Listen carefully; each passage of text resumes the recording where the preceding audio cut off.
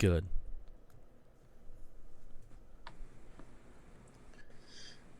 I did see it. This little article I popped up an hour ago. I didn't see it myself until just now.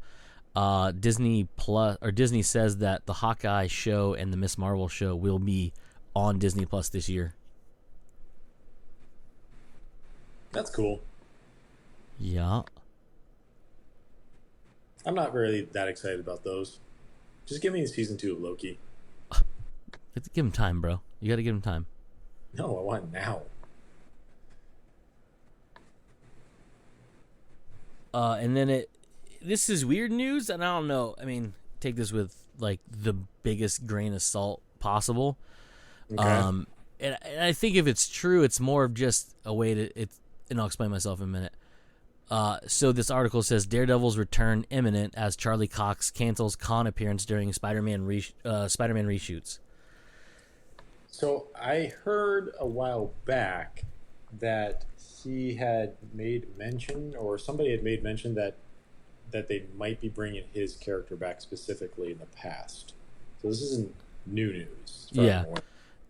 But what was new news a while ago on that is it had turned out that there was talks at one point to revive certain aspects of the Netflix Marvel shows, because obviously content need to be made for all aspects of Marvel's or Disney's properties on Disney Plus, Marvel being one of them, of course, blah blah blah. So like everyone's like, oh, they're gonna like revive Daredevil and shit on Disney Plus or whatever. And I was like, I don't know if they're gonna do that or not, because like that would take a lot of work and effort, and you basically fired these people already. So how likely are they gonna want to commit to that again? Right. But what this article is saying is that part of this, and who knows how much of this is true, but apparently he was scheduled to appear at something called Celebrity Fan Fest. What's that? Some fucking weird celebrity con of some sort, where basically like people who are in genre type stuff, like when you're at San Diego Comic-Con or even Phoenix Comic-Con, there's that autograph area of like yesteryear's stars. Yeah. In San Diego, it's usually, some of it used to be on the floor, but most of it's on the mezzanine area where like where you check in and get your badge and stuff. They have those areas where large autograph areas are, and then they have like the couple aisles of like the chick who played Dina in Starship Troopers, or like the Yellow Ranger or whatever, right? They'll be there for photo ops and blah blah blah. Right. And they're genre based actors, usually in a lot of different genre or fandom type shows, Power Rangers, Starship Troopers and shit like that. So apparently that's what this con is, I'm guessing, because Celebrity Fan Fest sounds like just a giant version of that, where you have the ability to pay money to have your picture and an autograph with stars from shows. And apparently Charlie Cox was going to do one of those things, but he's like, nah, I got better things to do. And people are just saying, hey, that's weird. He canceled an appearance at this convention right when last minute filming is being done for Spider-Man No Way Home. And I'm like, is it though? Or could it just be an entire coincidence? Yeah, it could be that he's, scheduling got changed because, stuff got moved around, and, like there's no confirmation in this article I can see here that. Is he in pre or post production for anything else, or? Well, that's what I mean. Is like, how much like work does a blind fucking martial artist guy get? You know what I mean? It's a pretty niche fucking thing. I'm not thinking he's actually blind. I was just kidding. It was a joke. Yes, I got that. Charlie Cox. I'm Googling right now. Well, I'm Wikipediaing. English actor. He was just in something I know of that just came out. And what was that? Like a show of some sort, right? Where is it? Oh, never mind. It's not out yet. A show called Ken. Ken? Yeah, Ken. Kin. Like, like. Oh, Kin. Ken. Yeah, Ken. It's supposed to be out this year. I thought it was out already, but I was wrong. So, I mean, post production for that is listed. His if role he had to do something extra for that. could be. Yeah, who knows? I don't see anything else on there as of the Googling. But yeah, I just thought this was a interesting thing that popped up earlier. I saw it on. This is on MovieWeb, but I saw it somewhere else earlier. Pop up, and obviously MovieWeb usually is like much like Taj. The news comes later than normal. Right.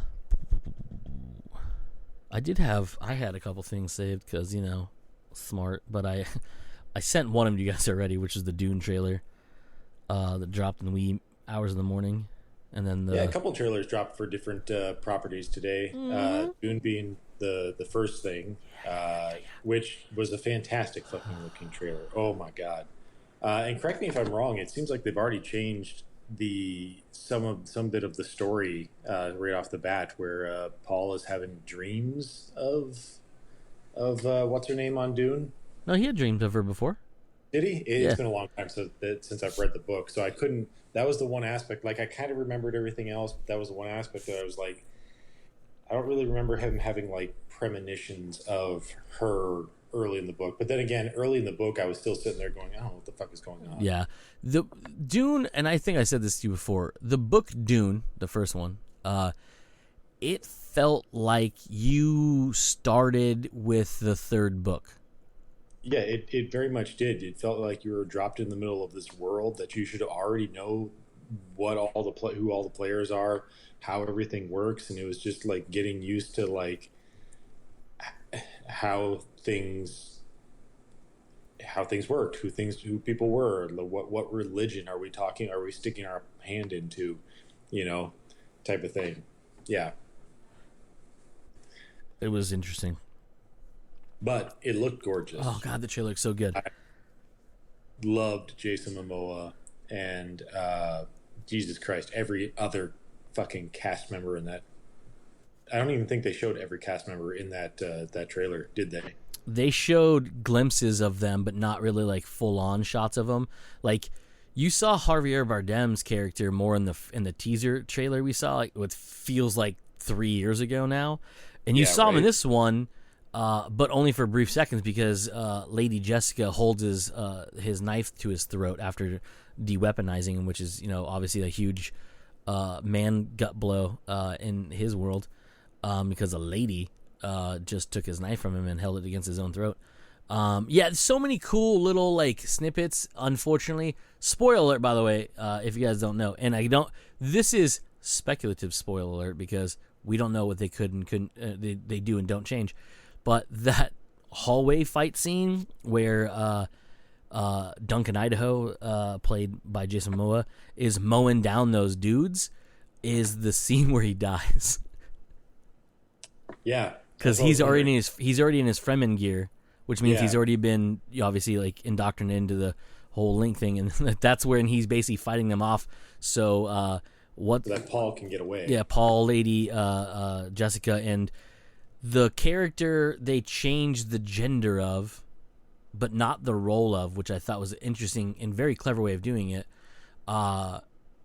Which, I mean, in a way, to the book, it kind of takes away from the character, because that character being female, and who I'm talking about is the leader of the Fremen, who is the father, or, well, in the book, the father of, what's her name? The one that Zendaya's playing. The love interest. Well, not love interest. I can't remember her name either. Chaney? I can't remember. It's been so long since I've read something like that. Anyways, and that the character, which is in the book, is kind of like the liaison of the Fremen to the House Atreides when they take over power of Dune, as people call it, but not Iraq. Iraq.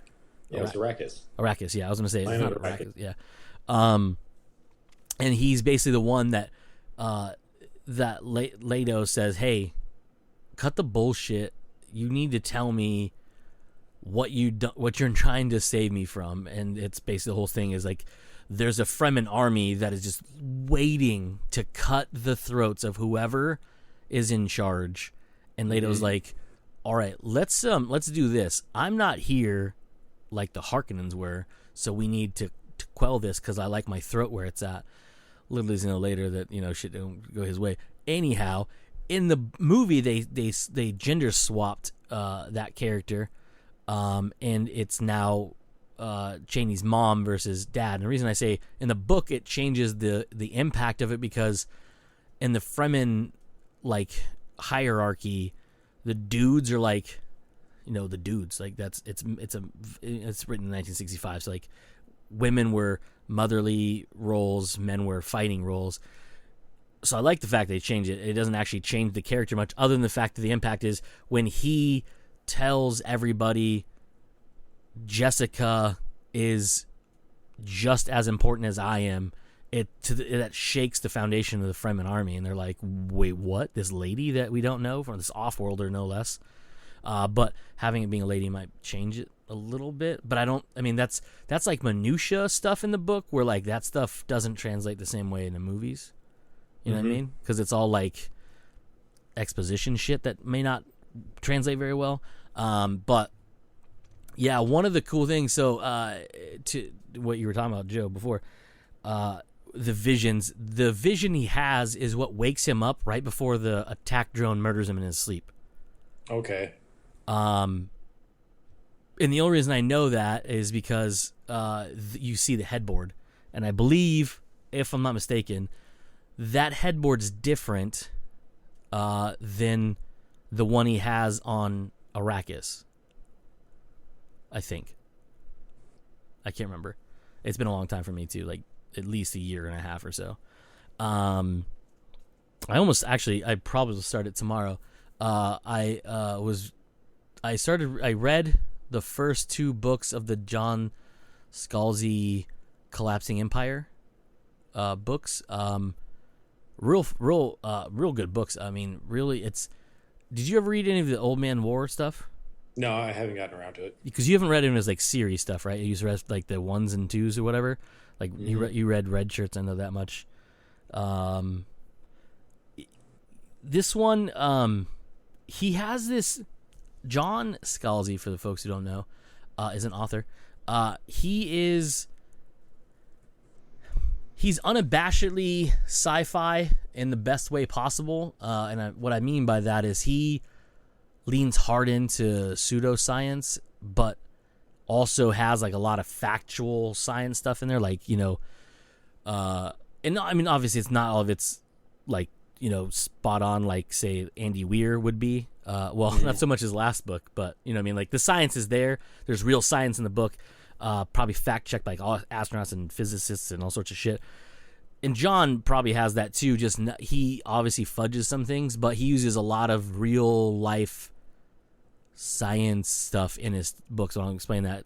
This has to do with space. This series, Collapsing Empire, and the sci-fi part comes from because it's thousands of years in the future, and they're this spacefaring people use a thing called the flow, which is this mysterious thing that links star systems together, but they don't know how it works. They just know it works. The science part comes from is when a ship is breached in space, air gets sucked out, right? Temperature drops.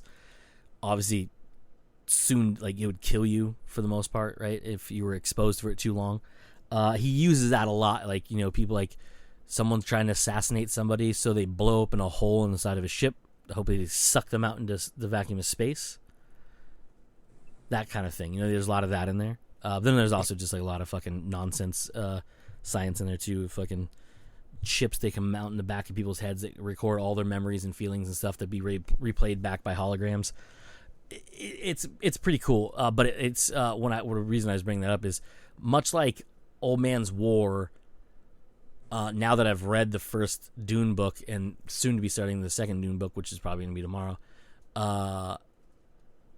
there's so many people. I know, obviously Star Wars has a huge influence from Dune, but Old Man's War does quite a bit. So does this this one, very much so because of the whole Harkonnens, like, or the business of the houses being like kind of like their nobility, but also like businesses. You know what I mean?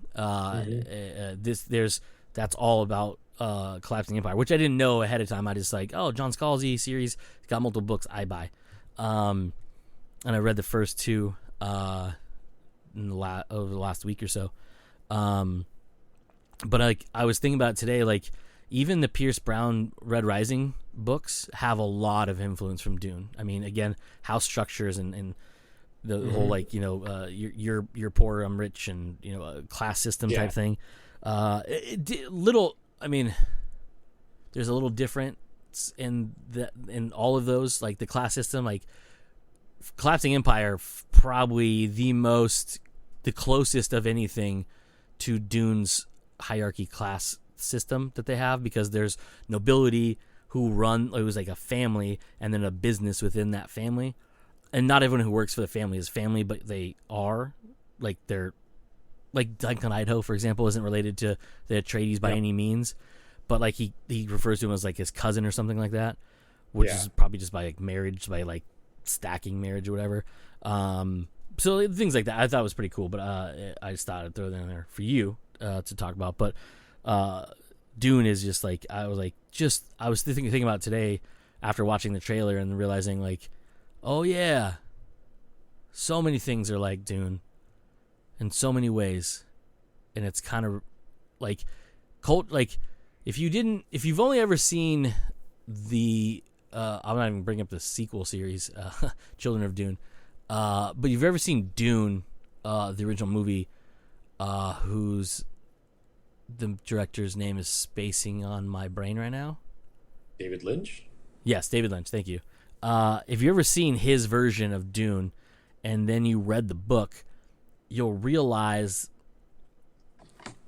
it's incorrect. And I haven't gone back to watch that, what's that one called? The something's others Dune, like it's a edited version of it or something that's like extra stuff or something thrown in. I never watched that. And I do want to cut essentially. Yeah, and it's got a name. I can't think of what it's called. But I do want to go back and watch the David Lynch version, because to me the David Lynch version of Dune is like the Stanley Kubrick version of Shining. Right. They are loosely. There's a lot of things from the source material that are sprinkled in, but the overarching story is lost, or muddled, I should say, not lost, because really The Shining, you still have the story there, but there's a lot of it changed. Yeah, and probably for like, budget and also reasons, story, at least for Dune, creative reasons, at least for the part for The Shining. Yeah, for sure. But either way, you have the basic story, you have the basic flow of things. We go here, here, here, here, here. It's just, well, we can't do that, so we're going to have to get rid of that, and I don't like that, so we'll just change that. But the same, you still squish it together, and you're like, this is still The Shining. Yeah. This is still Dune. Yeah. So I do want to go back and watch that before I see the new one, which is on October 22nd. I don't remember what it was. Yeah. I don't remember. Anyways, I just remember trying to read all the fucking names at the end there, all the people in the movie. Okay, no, so it didn't get through it all. That's true. That's true. That's true, he says. Let's see. What else? What are the trailers? At least gameplay, video game wise, they dropped another trailer for Battlefield 2042, which was Battlefield Portal, which was go and watch it if you haven't watched it. It literally looks like that they took all of the Battlefield games and they're going to throw all of them together. So basically the way it made it sound is that if you want to see 1942 Allies versus modern, was a Battlefield 2 or Battlefield 3, like modern warfare guys fight each other, do it. Oh. It looks crazy, that trailer. Hmm. And uh, at the end there, it seems like they teased a mode which would be knives versus defibrillators. That's So that if you, picture I saw? yes, and it was like it looked like 100 guys, 100 on each side. I mean, it probably it just looked like it could be less than that, but just a whole army of guys that just pop in. They all have defibrillators, and then the Axis team, the or because it looked like Nazis on the other side, just pop in. They all have knives, and then they just like crash into each other, and you just see defibrillators killing guys and just people knifing each other. It looks nuts. It looks awesome. Actually, it looks pretty fun. Okay. Yeah. Okay. That seems weird. Moving on from that, apparently they're remaking Dead Dead Space Space. Oh my god. I'm both angry and kind of excited about that. 1. Why? So the excited part is I think that game could benefit from a lot of new technologies that have come out since that game came out. One is the ability to move around more. If you ever played Dead Space, any of them, in Dead Space 1, 2, or 3, the movement was very, very limited, and it got a little better as you went up, but you were still kind of slow and lumbering, and really it was more of just like turning at your waist and things like that. And that had to do with the fact that the game was packed with physics and the aliens, especially as you got to 3 with the ridiculous guns you could build with the different blueprints you find. You could disembody the alien, the monster thingies, piece by piece. So every little bit you cut off, if you don't just like destroy the head, it would keep coming after you. Even if you cut off all of its limbs, still just kind of, eventually it's going to come after you. So there was a lot of that and going on in it. So I think with the newer technologies, they could really broaden how the game plays, but also just fuck with the environment too, because you could do craziness with like the power of the newer consoles, and PC obviously is a huge thing. So I'm really excited about that. I didn't watch the teaser. I saw the picture of it, and I read a little bit about it. It's basically it's a remake of the original, which is pretty cool. The reason I'm mad about it is because I kind of wanted a new game, like not a Dead Space 4, like just, I mean, you can call it Dead Space. I don't give a fuck if you call it Dead Space. Just make it a new game, and I think, This is kind of a new game, but it's kind of not a new game. You Yeah. wanted added more to the story, even if you're telling it from a different perspective, from somebody else's perspective. So at the same time that they dropped the trailer, which was really just a concept, as they put it, is like in at the bottom of the video was like in game concept beta or something like that. So it was like in game footage, but this is like not indicative of obviously what the final thing would look like. Yeah. They also did, I think it was IGN I watched, did an interview with a couple of the developers. They said that while it is Dead Space 1, they still want to go through all of the Dead Space games and kind of, because obviously things got better over time with certain aspects, and they want to be able to bring those aspects from those other games into Dead Space 1. One thing that they made mention of is the anti-gravity stuff, and how they want to, or that movement system they want to bring over from 2 and 3 over into 1. So excuse me. Well, there would be a lot of similarities and basically a remake of 1. They also wanted to change things up a little bit, so it's not exactly the same game as it was. And then they also wanted to connect story elements better going forward for like a 2 and 3 than the original one did. Not leave really things hanging, or at least be able to point to things that would happen in the future as well. And there was something else. Obviously, they said that they'd be taking advantage of the new game technology. It's being built off the new Frostbite engine, I believe it was, which is what Battlefield is built off of, which it looks absolutely gorgeous. But yeah, that was pretty much it. That's Thought cool. there was something else that they talked about because it was an interview with IGN. It was really in depth, really cool. Oh, that's what the other thing was. They're actually working with some fans. So as they said right now, they essentially have little builds of the game or little ideas of the game, and they would literally have a weekly conference with these fans and be like, hey, is this something that's good? Is this bad? How can we tweak this, and that? And so it's this constant, like every week they say, they're meeting with these people who are diehard fans of the Dead Space, who are literally like, the super nerds that could be literally, well, in Dead Space 2, blah, blah, blah, blah, blah. Cool. And then they somehow change something, tweak something, find if something's good or bad, knowing that they don't want to alienate the hardcore players or the ones that are going to be buying this and playing it. So initially when I saw the trailer, I thought, wow, that's really cool. I'm not going to play that though, because I've already played it.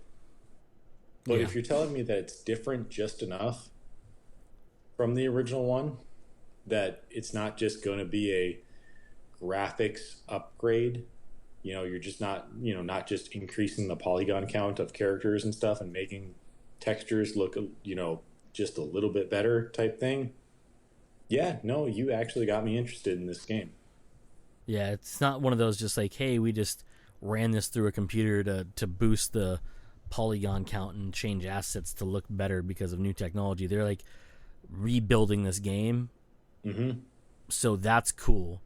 And using the Frostbite engine is pretty dope because that shit's pretty robust. Mm-hmm. I mean, it's no fucking, you can't. What was that? I'm trying to find the article. And I was looking at my phone because I thought I saved it, but I didn't because I don't think I saw it on Apple News. Speaking of video game stuff, someone, oh my god, where'd it go? Cody, you need to learn how to do things. What? Was it Unreal? Yeah, it was Unreal. They're talking about it, but I can't remember what the hell it was. Where I saw it might have been on Reddit because that does me good. Anyways, they're talking about how like in Unreal Engine they can have like a whole asset of one of the Colossuses from Shadow of the Colossus completely fully rendered in it. Mm-hmm. Which is something you couldn't do in the actual game, because if you ever played that game, you saw it in the distance. When you got close to it to attack it, you climbed up it. You did something, and then you didn't see the whole Colossus really. And they had a thing for it. I don't remember where it was though. But it probably falls back into, and it's been a while since I've read about the Unreal Engine. I can't remember what the names of all the little technologies and stuff were in it. But yeah, where it can essentially like build millions of something that would like bog down even the best computers nowadays. It could like throw the demo that I really remember was where they just threw out 1 million donuts. Yeah.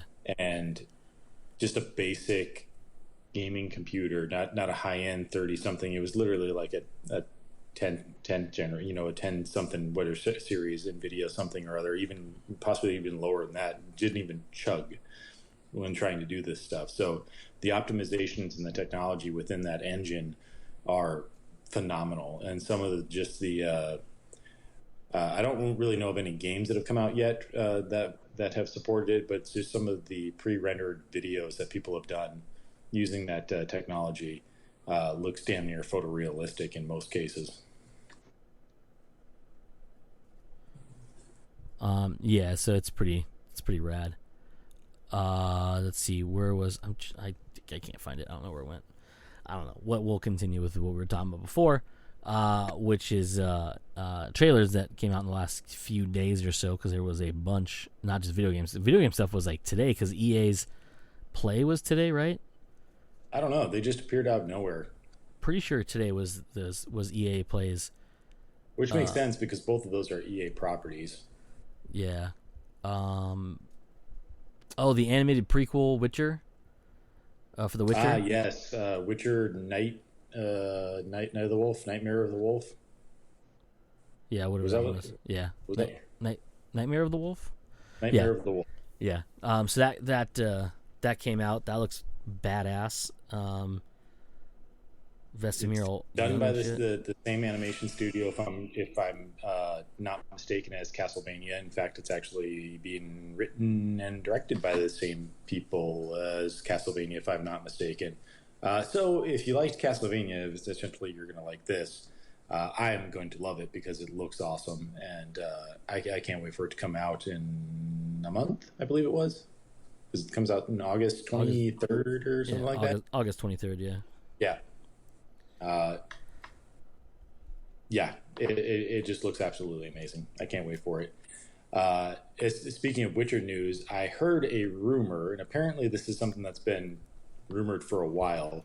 They are doing a like an Origins, the first Witcher little 6 episode series, and apparently Momoa might be attached to do that as playing the first Witcher. Excuse me? Right? Wouldn't that be the most amazing thing ever? Yeah, because, I mean, dude, what? That's amazing. Him playing the first Witcher.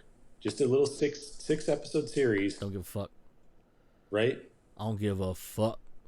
Apparently a year ago, like a tweet or an Instagram post or something like that, somebody had mocked up a Momoa and Henry Cavill.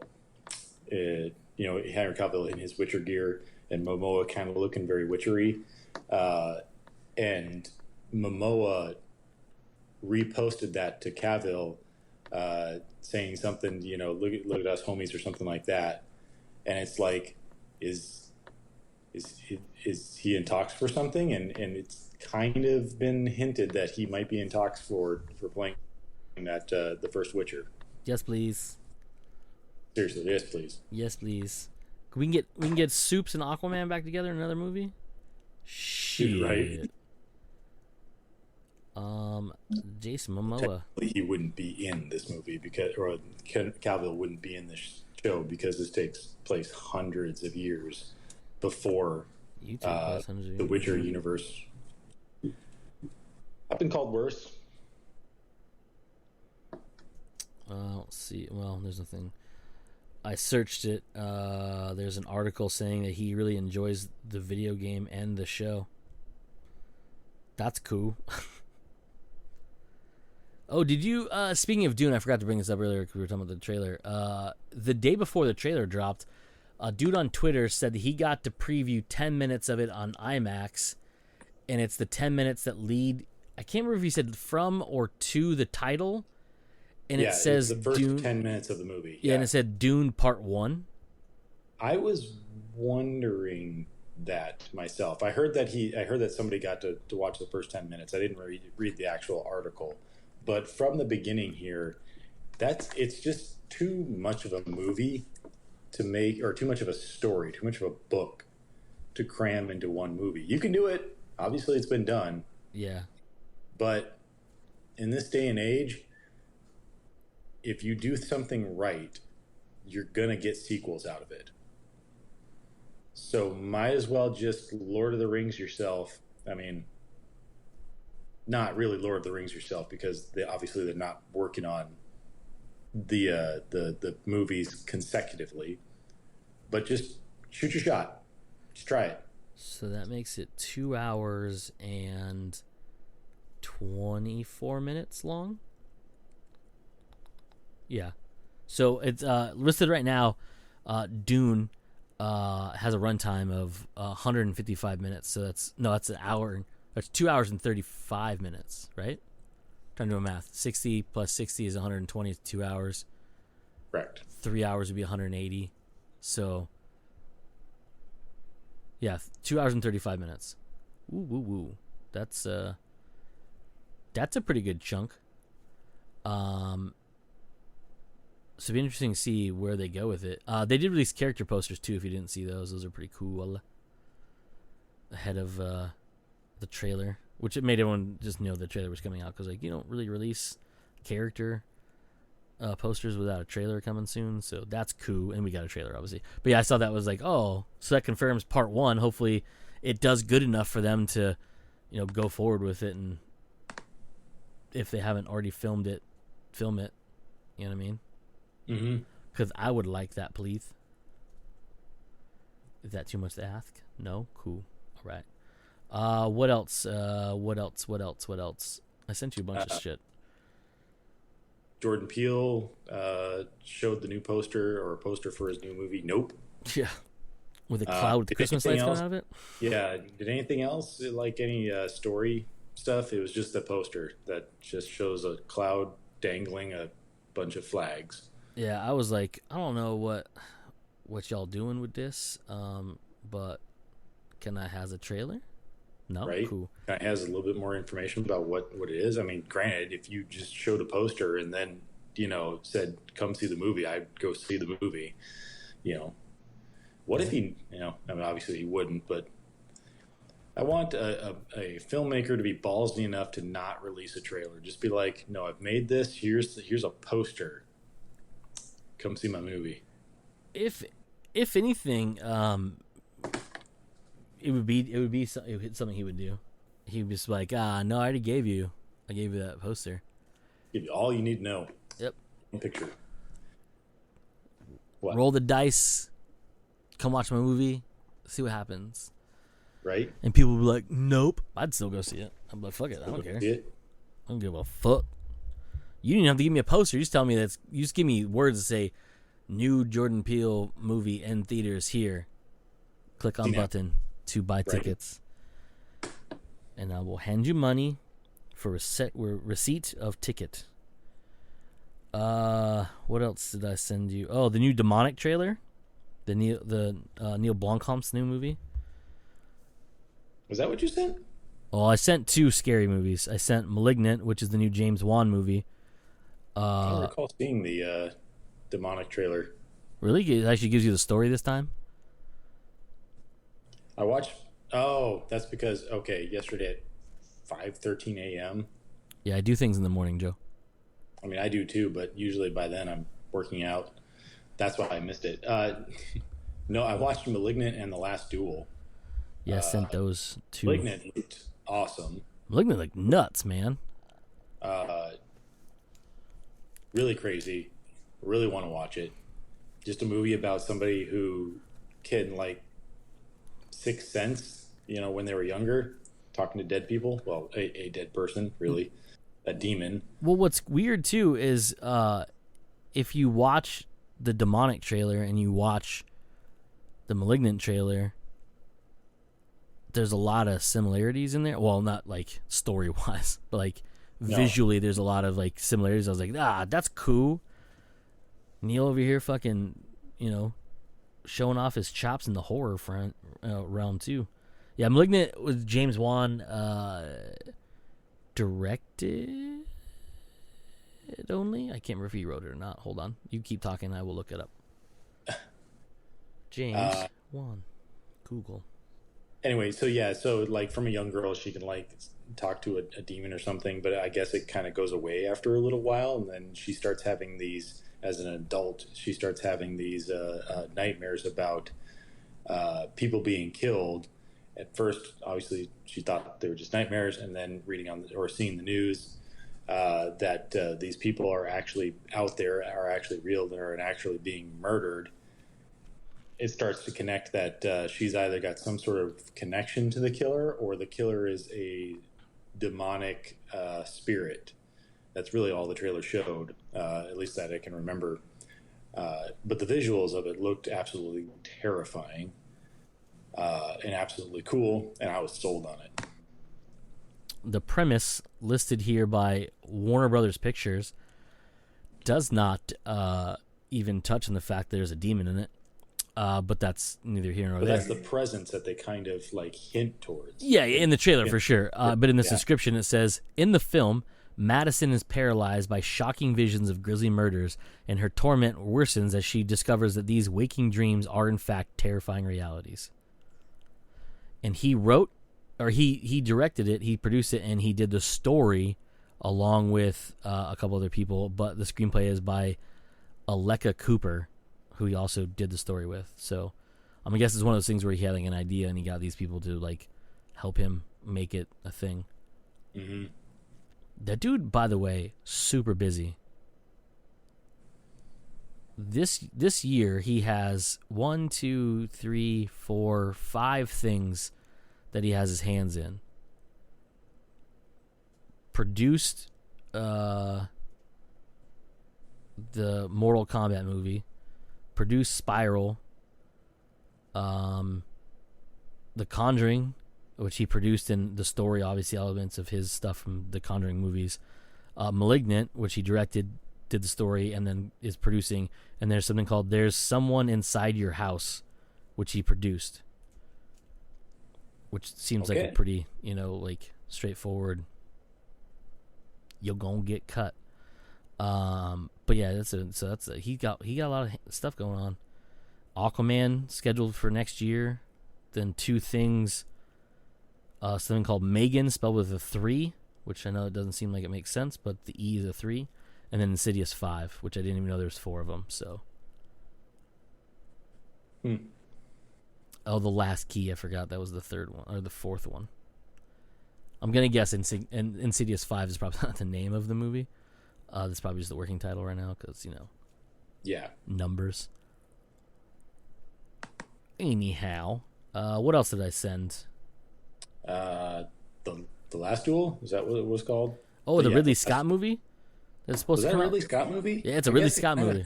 I guess it kind of felt like a Ridley Scott movie. The movie itself looked really cool, looked really interesting. What is it? A period medieval type movie piece. Yeah. I don't even really know what the story was. I don't really know if they went over the story. They probably did in the trailer. All I sat there and did was go, is that Ben Affleck? Yep. Is that Ben Affleck? Yep. And Matt Damon? Yep. They don't look like they belong in this movie. Yeah. Well, Matt Damon sort of did. But he looked like a scarred up hillbilly because he looked like he had a mullet. Right? Yeah. Yeah, I don't know. It was really weird. There's a lot of people in that movie. There are certain actors that look good in those types of movies that look like they fit in those types of movies, and for some reason, just Ben Affleck and Matt Damon just don't look like they should be in period pieces, I guess. I'm trying to even think of if either of them have been in like any type of period. No, well, I guess Matt Damon was in the Great Wall. Yeah, that movie was trash, though. It was trash. I like that. I don't remember where I read it, but apparently Matt Damon's daughter doesn't like to watch any of his movies where he's good in. Only likes to watch his bad movies so that she can make fun of him for being in the bad movies, and that's that's an awesome way to troll your dad. It's like, you motherfucker. But yeah, besides that, can you think of any other movie that I'm looking right now? And not so far, no. Cause Jerry Stolen Summer's Spirit. Well, can't really call Spirit Stallion of the Cimarron or anything, but I didn't know he voiced Spirit though. That was weird. Matt Damon did? Yeah. I didn't know that either. No, I am looking at this. Well, no, that's a fantasy movie. I was gonna say Brothers Grimm. He did that movie. It's a fantasy movie. Yeah, it is a semi-period piece, but it's still more of like it's a fantasy. It's a high-tech fantasy film. So it's not really a period piece. It's not like Downtown Abbey or something like it. If a dude from Jersey shows up in Downtown Abbey, or Brooklyn, dude from Brooklyn shows up in Downtown Abbey, it just is like, okay, that's a little weird. Nope. Anyway, I'm not knocking them. Good for you for trying something new, and who knows, it might be a really good movie because of both of them. It looks like an interesting enough movie to watch. Probably not in theaters, but definitely on, Netflix or HBO Max or whatever it ends up on. That's true. You okay there, buddy? Filmography. Ben Affleck. Glory Days. He did oh, no, that's not a period piece. Buffy Vampire Slayer? Does that count as a period piece? No. I think the closest he's ever gotten to a period piece was scenes from Dogma. Well, that'd be Matt Damon too. That would be Matt Damon too. Yeah. Yeah, nope. Pearl Harbor. That's kind of sort of a period piece. Yeah, it's a newer period piece, but it's still not like I would consider, and fight me on it. I would consider a period piece anything that is Victorian era or earlier. That is what I would consider a period piece. So not modern time. So not modern times, no. So no. Mm-mm. Yeah. It has Adam Driver in it though. Oh yeah, that's who else was in it. And Jodie Comer. Mm-hmm. Yeah. Speaking of Jodie Comer, segue everybody. What do you think of the new Free Guy trailer that was introduced by Deadpool and Korg? I thought it was absolutely hilarious. Yeah, it was. For one reason, because they mentioned at the beginning how he had just done the review trailer for the review trailer for Cruella. Yeah. But that had come out a long time ago, and I had honestly just went and saw Cruella last week with my niece, nephew, and my mom, which was a pretty good movie. His stuff absolutely hilarious. The Korg character, I don't know, did they just like take lines from the movie and just animate that? I don't know. No, there was very stiff. No, it was Korg still, but it was done because it's funny because it was also voiced by the guy who voiced Korg, who happens to be also the bad guy in Free Guy. Okay, I didn't make that connection. I just saw Korg, and I'm not going to lie. Korg was not my favorite character in Ragnarok. Well, was that Ragnarok? Yeah. Yeah, it was Ragnarok. What? Yeah, that was Ragnarok. Not my favorite character. Yeah. The review by Ryan Reynolds, making fun of himself in this movie was absolutely hilarious, and I would want more of that in the future. And then I just want another Deadpool movie. Yeah, for sure. Also, the fact he called himself the Canadian Cumberbatch made me giggle a lot. Yeah. But yeah, that was pretty funny. Plus, Free Guy looks like a hilarious movie in general. Yeah, very fun movie. Nope, that's not what I wanted. I'm trying to. I should have made a list of these things, but I didn't. Other than what I sent you, Dune, Witcher, Demonic. Did you watch Jackass 4 or Jackass Forever? I watched it. I'm gonna be truthful with you. I've never seen any of the other Jackass movies. Obviously, I know who Johnny Knoxville is. I know who the other dude is, even though I can't remember his name. Steve-O is. I know the premise of the shows or the movies. There've never been anything that have really drawn me in to watch. They're basically like watching fail videos, except on higher budget, fail videos, which I do enjoy watching. But I don't know. It looks cool. It looks like it could be funny. I wonder why Knoxville's even doing it, because that dude has been through so much because of these movies, has so many things shoved into him and stuck into him that probably, are very semi-uncomfortable. And so I'm just surprised that he's willing to do this again before he's turning 50, right? Yeah. That seemed to be one of the